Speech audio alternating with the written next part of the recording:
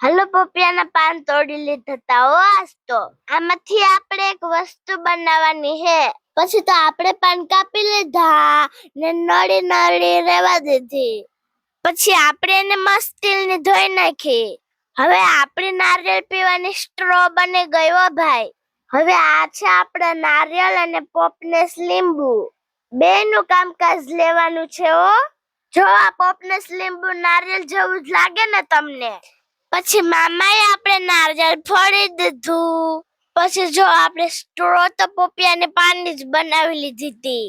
નારિયેળ પીને પોપનેસ ને ફોલવાનું હે. તમને મારે નારિયેળ પીવાની સ્ટ્રો કેવી લાગી કમેન્ટ કરીને કહેજો. પછી કહું નારિયેળ પીને પોપનેસ ને ફોલવાનું કામ ચાલુ કરી દીધું તું. માન ફોલાતું તું. આમાં સાયલન્સ નહીં કરવાની હે કે ખાવાનું નહીં કરવાનું. શું લાગે તમને? પછી કહું ફોલતે ગઈ.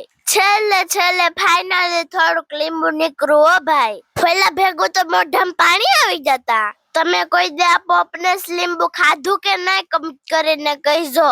ન ખાધું હોય ને તો આવી જાયજો આ બાજુ.